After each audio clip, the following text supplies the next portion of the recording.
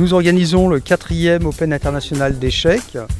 Les deux premières années, les deux premières éditions ont lieu aux Atlantes et depuis 2 ans, c'est à la salle Calix Mépissono du Château d'Olonne qu'on organise ce tournoi. C'est un tournoi international qui est composé d'environ 150 à 170 joueurs, dont une vingtaine de maîtres et grands maîtres internationaux représentant une douzaine de nationalités différentes.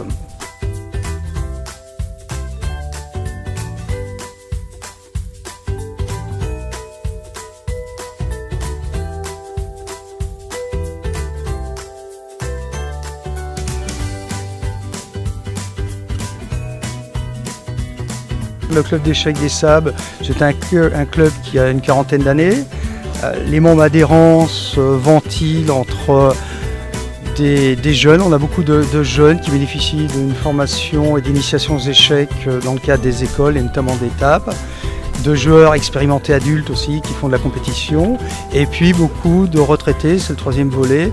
Beaucoup de retraités du pays des Olonnes qui viennent au club et qui pratiquent les échecs dans le cadre de leurs loisirs.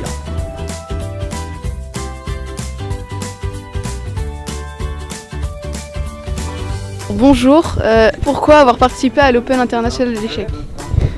Déjà parce que je suis joueur d'échecs, donc j'aime bien jouer. Et puis ici c'est près de la mer, donc c'est un coin plus sympa que la banlieue parisienne pour jouer par exemple. Quels sont vos points forts sur les échecs ?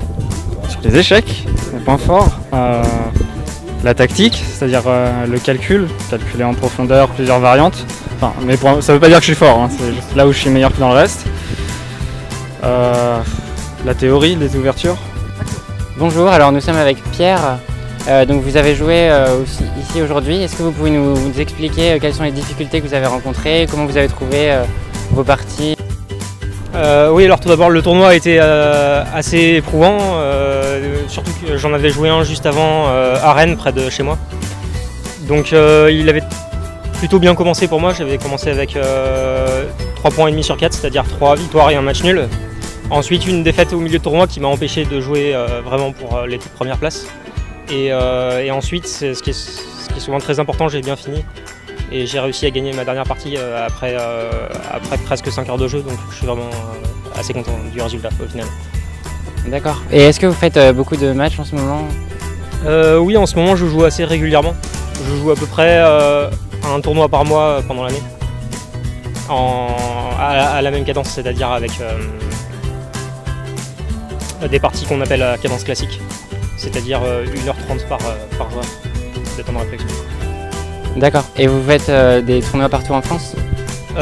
Oui, principalement, oui. Ça m'arrive d'en faire de temps en temps à l'étranger, mais je joue principalement dans l'ouest de la France. Donc par exemple Rennes, Planquette en Bretagne, je fais beaucoup d'Open en Bretagne et les Sables d'Olonne que j'ai déjà fait aussi l'année dernière. Ça va faire 30 ans que je joue aux échecs, donc un petit moment maintenant. Et comment j'ai fait pour être maître ? Comme tout le monde en fait, il faut faire des performances. 3 performances avec inclus dedans le fait de jouer des nationalités différentes, d'autres titrés. Et pour finir, avoir un classement au-dessus de 2400 points Elo, on dit aux échecs.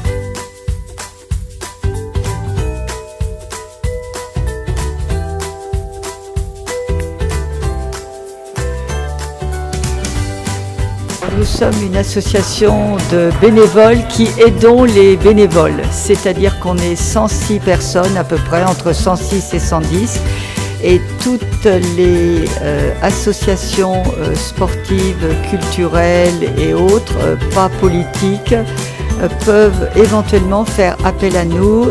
On aide leurs bénévoles, c'est-à-dire qu'on ne fait pas tout le travail, on est en complément de leur équipe de bénévoles. Et pour cette association d'échecs, on a donc été appelés pour tenir leur bar et la restauration. C'est-à-dire qu'on a été là tous les jours, donc les 7 jours, et on s'est chargé de tenir le bar, de faire les sandwichs et de répondre à toutes les demandes et de tenir la consigne des portables. Merci à tous.